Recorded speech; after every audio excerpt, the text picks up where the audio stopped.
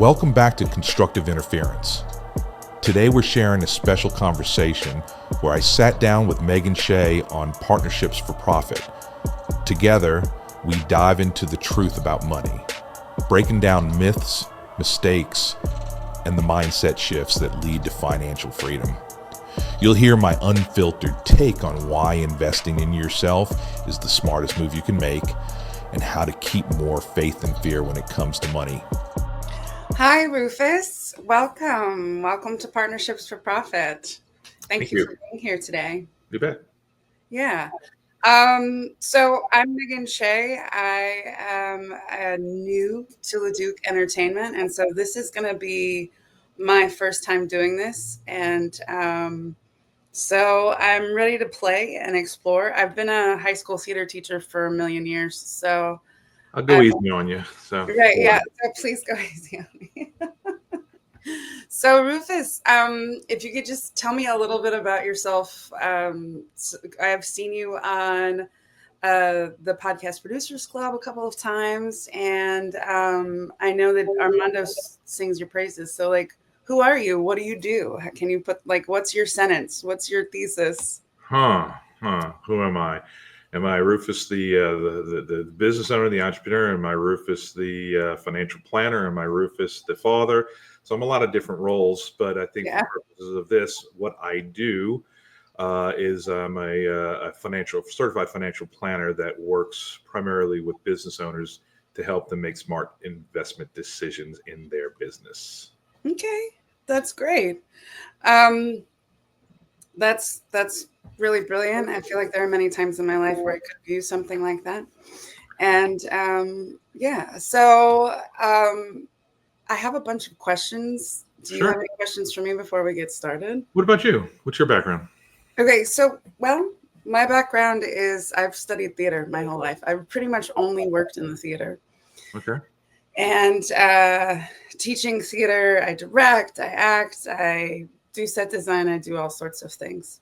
Okay. And I just had a lot go on in the last couple of years, like everybody, a lot of change. And I feel like in order to embrace those changes, I want to try wild new things that I never thought possible for myself. So I'm putting myself out there in the podcast sphere. I want to have conversations with people and I want to tell stories. Sure.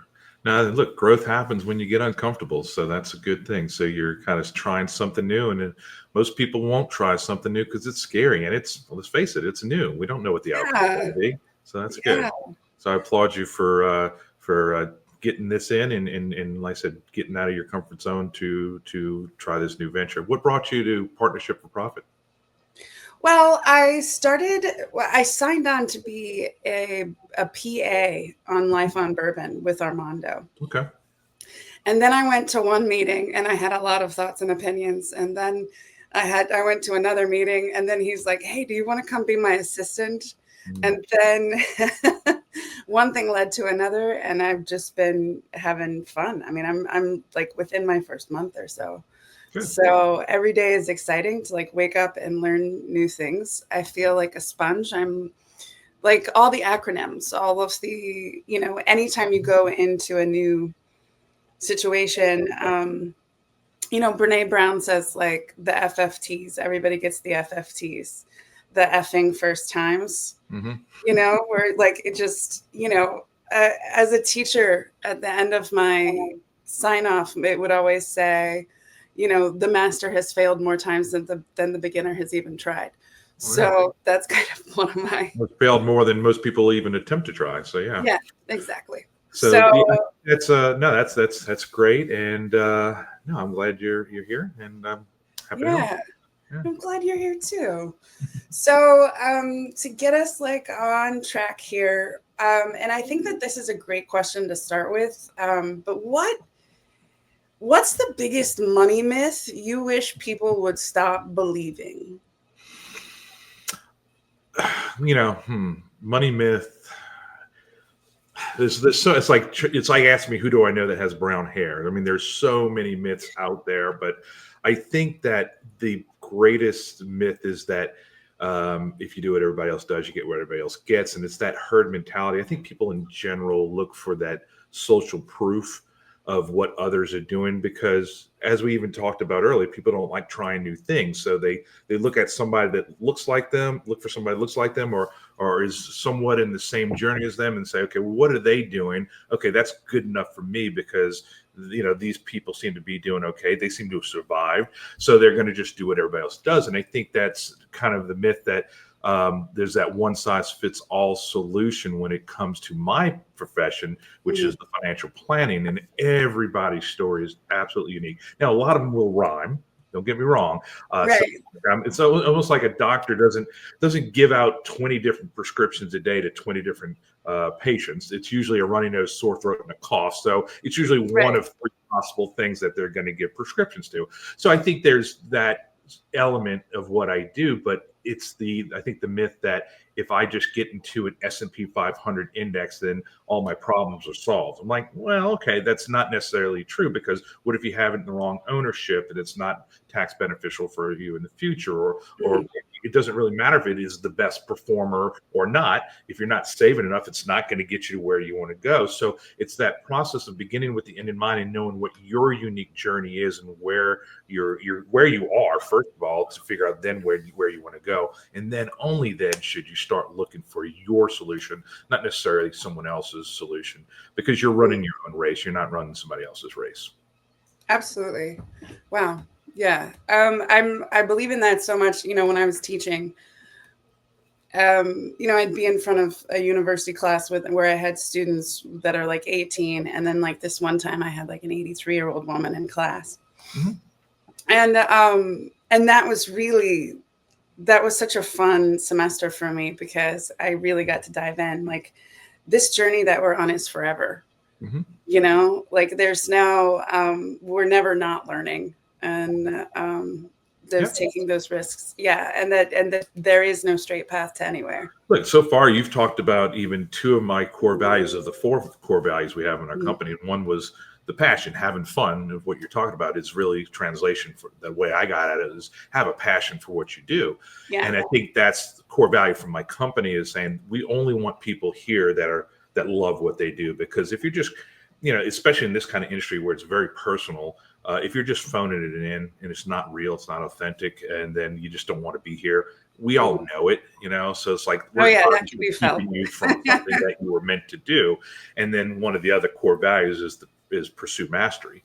And that is that lifelong learner, always understanding that mastery is never a destination. It's a constant, never ending journey. You may jump in and out of mastery from time to time, but you never get to stay. Nobody ever gets to stay. Right. Yeah. Like, and if you think you're in mastery, like, check yourself. Like, Right. I mean, it's like I said, even the masters have to continue to refine, because the rest of the world is not standing still. If things were always constant, which we just know that there's always the certainty of uncertainty when it comes to change. So you have to stay ahead of it. Yeah. All right. So how about this? If someone gave you $10,000 to invest today, where would you put it? I'm sure you get this question all the time. Yeah, sure. We can look at something tactical and with a few questions, we can get a better idea of what direction they should go in. However, one of the biggest challenges I see with people who are investing is that they're throwing solutions at a problem that they don't know necessarily exist yet. They have a feeling they know what their problem is, but they really don't understand what that problem is. So, and if this sounds biased, it's okay, because it is. I would say hire either a coach or hire a financial planner with at least some of that money, if not all of that money, and looking at that as an actual investment in yourself. Because I think your knowledge and expanding the knowledge and your awareness of not only where you are, but where you want to be and how to get there, but having a guide and buying the wisdom of someone that has done it so many times. Yeah. It's almost like a life hack that says, okay, I could either spend a lot more than $10,000 and learn all these lessons on my own. And that's a very expensive lesson, but I am going to fail. It's inevitable. I'm going to fail along the way.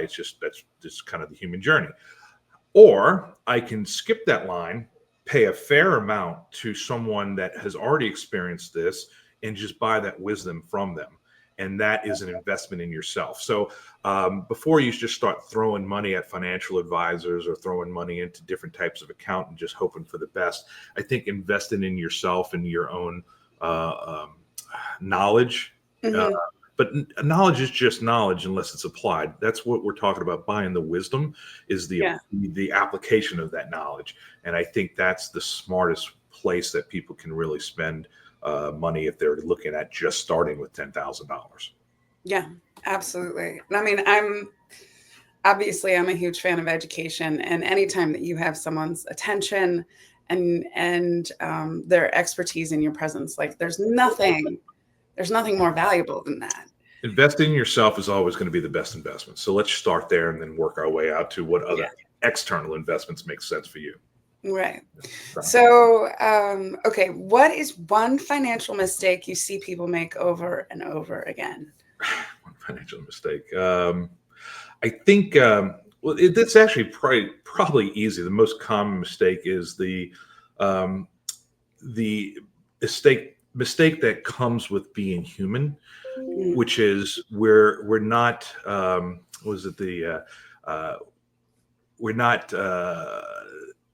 yes, as I'm trying to think the quote. The quote is humans are not thinking machines, we're feeling machines that think. Oh yeah. Right? I think that was from Brene Brown. You mentioned her earlier.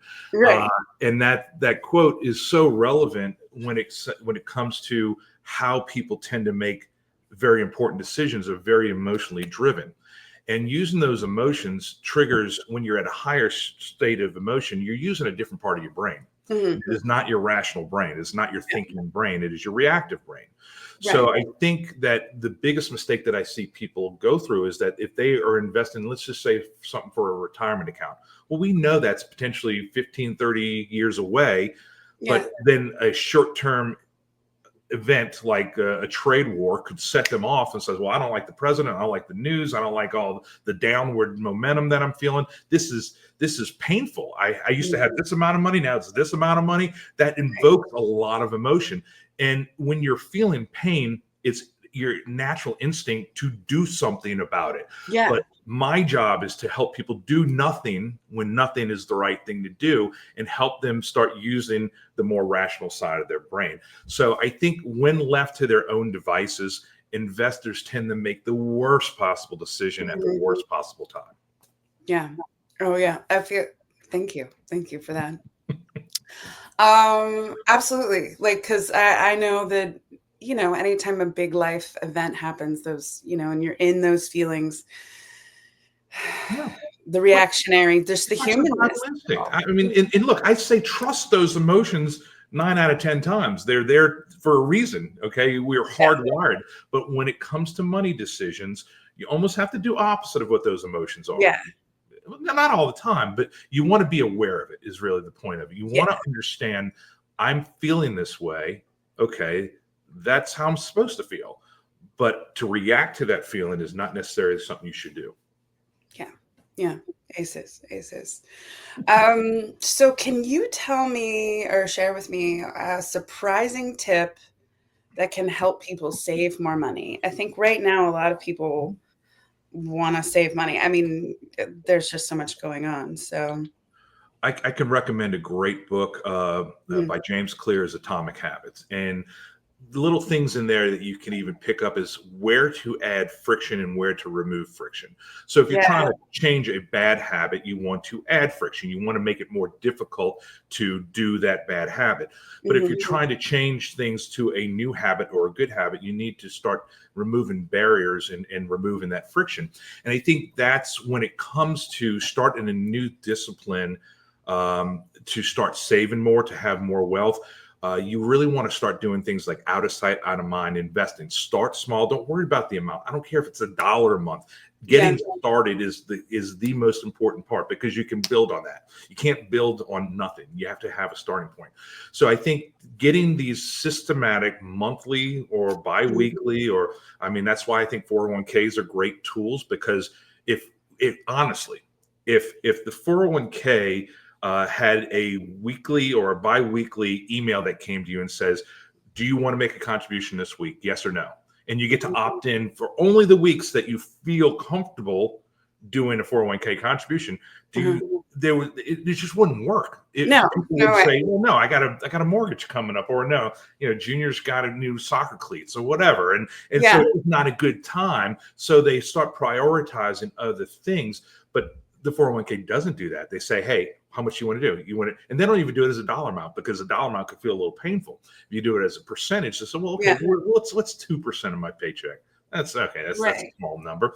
And it starts to happen out of sight, out of mind. It's just a regular payment. Like, we wouldn't think to skip paying our cell phone bill ever. We don't have that option. If we want a cell phone, you don't. So we put a lot of priority onto that automated payment.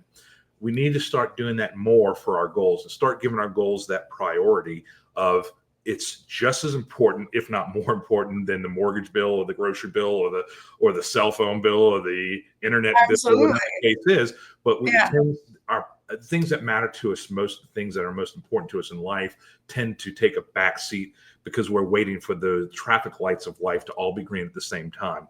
Well, I have news for you. It's not going to happen that way. So you have to remove the friction and just get started and do some kind of out of sight, out of mind investing. Yeah. Okay, Rufus, like, I'm having so much fun. Like, I'm like, wait until the traffic lights are green. I'm a note taker. So like, you have so many nuggets. I'm like, oh, I'm forgetting that I have a job to do too. Your experience, what friends of mine have fondly dubbed as Rufusisms. Rufusisms. Okay, I love it. I don't think I've I think it's part of, I don't have a good long-term memory. I can only think of short-term things to say. Yeah. I can remember small little quotes, but yeah. I love that. I love that. This whole green light thing. I'm like, green light thing. Okay. All right. So, what is the most rewarding part of being a financial advisor? What do you love? What brings you joy? Brings me joy. I think to be and it's not just a financial planner part of what I do. I think in anything in life, to be of service to others, is kind of ingrained in all of us, to be able to know that someone is better off because of your relevant involvements in their lives, to know that you were the catalyst. You don't necessarily have to be the hero in their story. You just have to kind of be the person that allows them to be the hero in the story.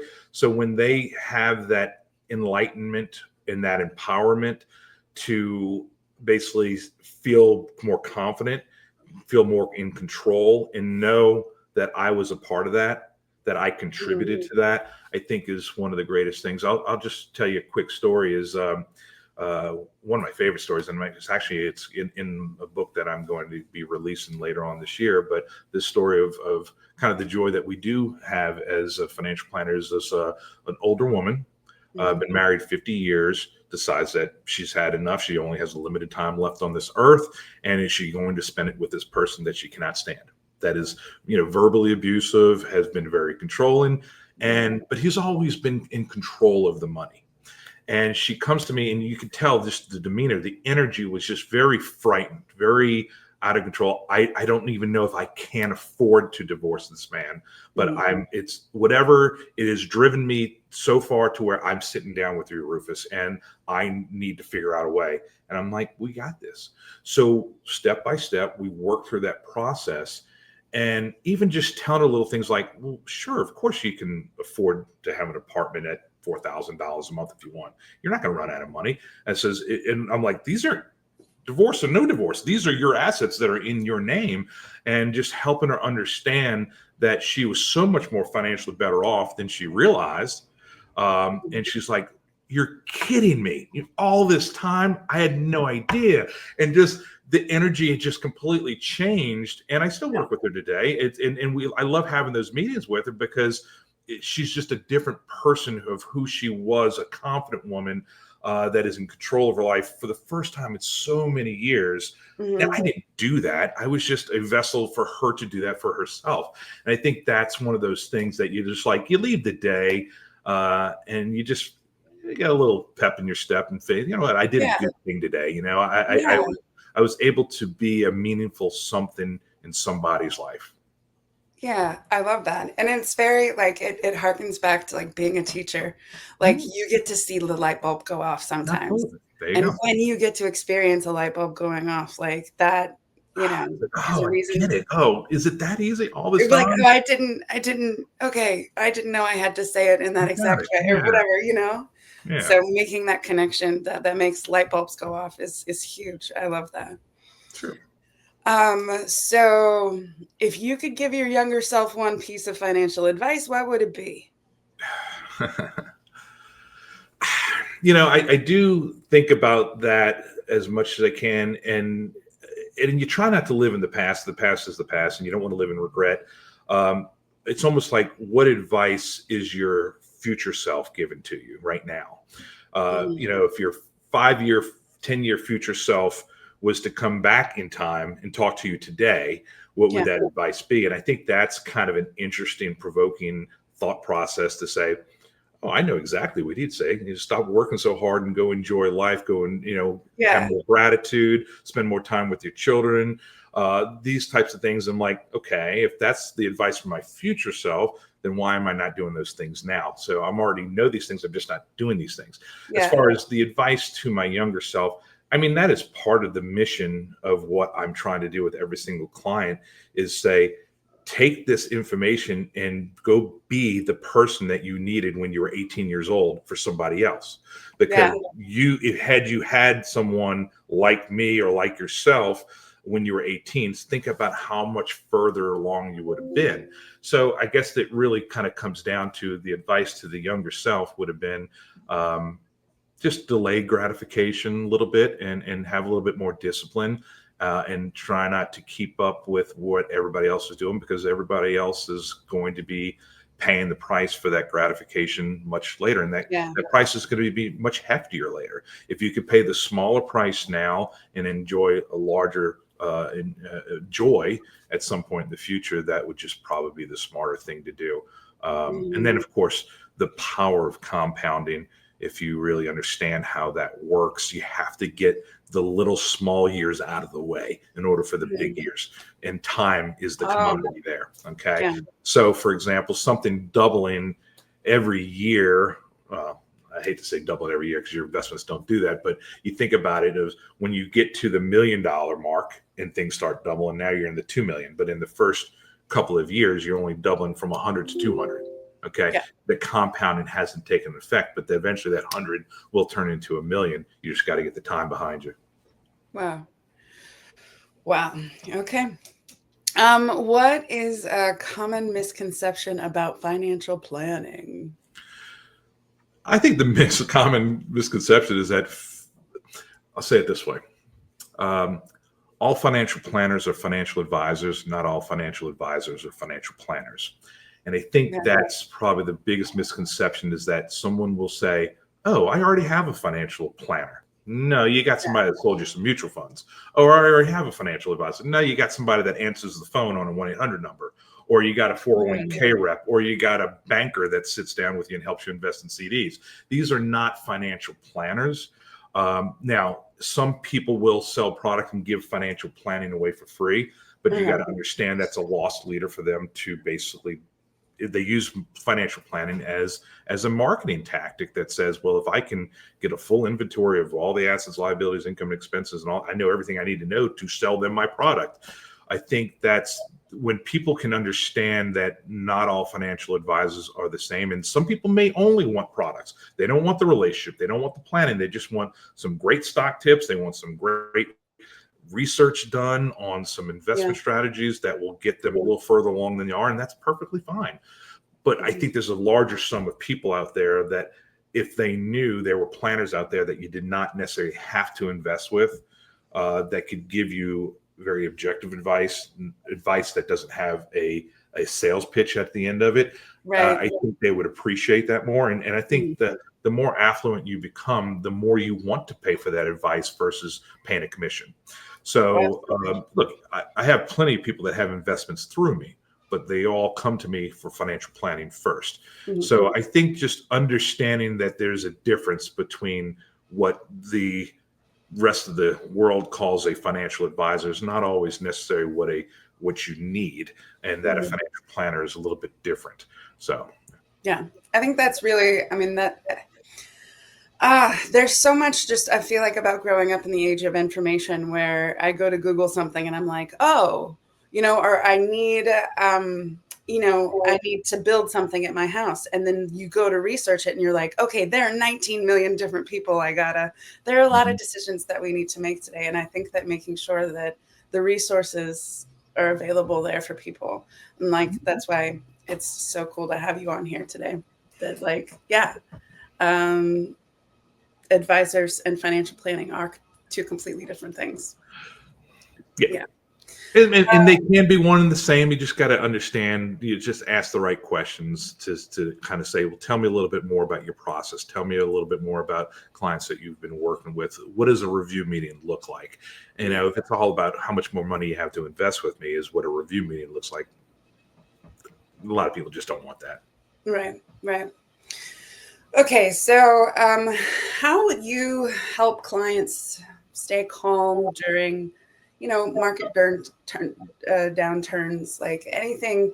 Because, ever since COVID, ever since a lot of things in life, it's good for us to know, like, what's going on and how do you guide people through tougher times? You can even be more relevant in saying, right now people are concerned about trade wars and recessions and current governmental administrations. There's a lot of negative stuff in the news. It's enough to make anybody feel very uneasy and uncertain about where they are with their investments. I think the context, I have the luxury, going back to financial planning, the luxury of being able to always be able to reflect on the plan. So, for example, if someone was saying, hey, Rufus, there's a lot going on in the world right now. The markets are really down. What does that mean? Am I going to be okay? I can go always look at the plan, put the updated numbers and say, no, this was all built into the plan that we know markets go up, we know markets go down, that we were going to have some good years and some bad years. And based on what my projections are still showing, you're going to be good. It's kind of like going to the doctor, Megan, to where it's like, okay, something's wrong. You just feel it in your bones. Something's not right. And they run all these tests, or you just don't feel well, and they run these tests. They run the blood tests, x-rays, whatever they're going to do, ultrasounds. And they look for stuff, whatever could be wrong. They hear what all the symptoms are. You really want to hear 1, 2 of possible 3 answers that the doctor can give you. And it's either, Megan, you're going to be okay. We found exactly what it is, and you're going to be fine. It's just passed. Or, Megan, it's not going to be okay unless you do this, this, and this, and this. What you don't want to hear is the third possible answer, which is, Megan, I don't know. We ran all these tests. We cannot figure out what's wrong with you. But doctor, I know something's wrong with me, but we don't know. So what am I supposed to do with I don't know? So when I use that metaphor to kind of say, when it comes to financial planning, Rufus, do we need to make changes? I'm like, well, have your goals changed? No. We're going to stick to the plan. So I think it's having the reference point that says, look, here's your numbers. Everything you see on the news, affects other people's numbers, the short-term investors, the people that are trying to make a quick buck and all that. Sure, short-term it will affect you, but long-term, you're still going to be okay. Let's just stick to the plan. Yeah. Now, I'm not dismissive. I think the other part of that is the empathy side of what we do that says, Megan, I get that. I feel the same way. I'm human too. But what you're feeling right now is exactly what you're supposed to be feeling right now. But I'm here to tell you that this, and this. So I walk you through the process and help you reframe kind of some of the fears that you're having, because you're kind of seeing things in a vacuum in a very small frame of what information you're receiving. I help expand that frame a little bit more and help you even look at it from a different point of view as it relates to you. And ultimately, does it fix everything? No. But does it make you feel at least a little bit better and that you're not in this alone? Absolutely. Yeah. And I think that's one of the values of having a planner. Again, I said it earlier, is to do nothing when nothing's the right thing to do, but also acknowledge that, hey, this is a tough time. I'm here. It's going to be okay. Well, Rufus, how do you know it's going to be okay? I've just been doing this a long time and it's going to be okay. I just know. It's like asking a firefighter, let's say a firefighter in Chicago, you ask them, is there going to be a fire in Chicago somewhere over the next 30 days? I'm sorry, not over there. You ask a firefighter in Chicago, is there going to be a fire today? Maybe. Is there going to be a fire in the next week? Probably. Is there going to be a fire at some point in the next month? He says, absolutely. Well, how do you know? You can't prove it. It says, I've been doing this long enough. I just know. Yeah. And so it's that having more faith than they have fear. And look, there's some days I come in and I have to give myself a pep talk, or I surround myself with my team and saying, all right, I need I'm thinking with the wrong part of my brain. I need to kind of reframe things a little bit. What's going on? Let me start getting some talking points because I need to reach out to some clients and talk to them. So I think that's part of it is that coach that helps you manage your emotions, but also manage your expectations. Absolutely. Oh, okay. You're taking me to church here. Okay. More faith than fear. What? Okay. Rufus-isms for the win. I love it. Okay. What is one simple habit that can lead to better financial health? Well, the simple habit, I think we talked a little bit about earlier, is that just setting some type, getting started. It's that out of sight, out of mind.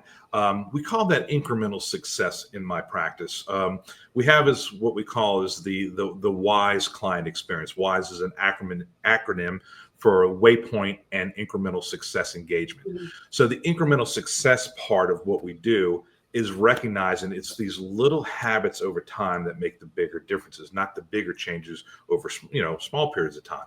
So I think that it's the getting started and opening up this type of account and doing, I don't care if it's $100 a month, just get started. And then we have incremental success. So we're going to be meeting every quarter or every 6 months and saying, hey, how's that $500 a month savings that we just started 6 months ago? Well, Rufus, it was hard at first, but now it's just like any other bill. I'm like, great. Let me expand your comfort zone a little bit. Let's go to 550. Ooh, okay, let's try it. If we try it, and if it doesn't work, we'll go back to 500. Okay. So, Megan, how's that 550 doing now? Oh, I don't even notice anymore. Great. Can we go to 650? Right. I don't know. So we start doing that over time and keep pushing you to expand that comfort zone and getting you uncomfortable, knowing that's where growth happens. So, but the key, none of this makes sense if you just don't get started. And I mean, I would say 80 to 90% of your success is actually just getting the account opened and starting with any amount, because 90% of the people won't even go that far.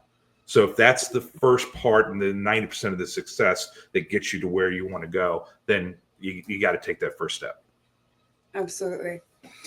Okay. So, and this is, my last question for today is, in your opinion, what is the key to achieving financial freedom? The key to achieving financial freedom. You saved a good one. I think, I kind of look at it as financial freedom, somewhat interchangeable with financial independence. Financial independence is where, work is optional, retirement's affordable. I think to be able to follow your passion and not have to do something and dread waking up and say, ugh, I got to go work for those people. Ugh, I got to go to that job. Or just to not have any real true sense of meaning in what you do. To have that backup plan that says, you know what, this doesn't excite me anymore. So I'm going to go do something else that maybe pays me a little bit less, but that's okay because I got this big bucket of money over here that I can supplement my income at some point, in the future if I choose. I think that's the true sense of that financial freedom. And look, if you're not on track to reaching financial independence or financial freedom, there's always a combination of 4 things you can do. You can always try to save more. That's pretty obvious. Try to get a higher rate of return. Maybe you need to shuffle some investments around. You can either delay the goal or you can reduce the goal. Delaying the goal says, well, yeah, I would like to retire by 60, but maybe that's just not in the cards because I can't save more. I can't get a higher rate of return without taking crazy amounts of risk. So I'll just delay it from 60 to 62 or something of that nature. Or reducing the goal says, well, technically I could retire today. I would have to change my lifestyle completely. So I find, especially when it comes to retirement, nobody likes to plan to be poor. So we try to at least maintain the lifestyle. But you can always pull back and say, well, and then there's a combination of all four that says, well, maybe I'll do a little bit of all of those things. And maybe even a fifth option is to say, to begin kind of the glide path that says, I truly want to be retired and not have to work. I want to go from this age to this age. I want to semi-retire, work part-time, have some supplemental income to help bridge the gap between where I am and where I want to be. But I think, like I said, the key is just getting started. I think if you're a do-it-yourselfer, then absolutely do it yourself. I think it is a know thyself thing that says if you're just not the kind of person that can do it themselves, it's not that there's not the desire to do it. It's just we don't know where to start sometimes. Sometimes we do need a catalyst that says, all right, I have all the intentions. I'm committed to doing the right things for me and my family. There's so much information. I can ask ChatGPT. I can look on Google. I can ask an opinion of a friend, and I'm going to get all sorts of different opinions on where to start. Sometimes you do need to sit with someone that can at least get you over that first hurdle that gets you started. Yeah. Not everybody that comes to me is the right fit or becomes a client, but I like to at least think that I can point them in the right direction as far as if they want to get started on their own, I would do this first. Yeah. So, well, that's I'd say if you want to know how to do something, you don't know how to do it, go find someone that has done it and ask them how they did it. Sometimes it's just that easy. That's great. Well, thank you so much for sharing. I mean, all of this. I mean, wow. I feel like so much of what you shared is immediately useful. It's I love how, you spoke to this moment, you're very finger on the pulse of what's happening right now. And, some of the words that like popped up while we were talking were like, of course, like the word finance, but like faith, feelings, freedom, more faith than fear, that kind of thing. Notice we didn't talk about rate of returns, or we didn't talk about Sharpe ratios or alphas and betas and all these other jargony things. I think that's if you ask about those things, I'm going to say, I don't know. I got somebody I'll pay a lot of money to. I'll get him in here and he'll tell you until he's blue in the face everything you need to know about these things. No, I think my thing is I want to try to connect with people, and I think once you can understand what's important to them and work with them with a certain level of empathy, then and only then can you start to gain that trust that says, if I were you, Megan, this is what I would do and this is why, because this is a reflection of what you said that was important to you. So, yeah.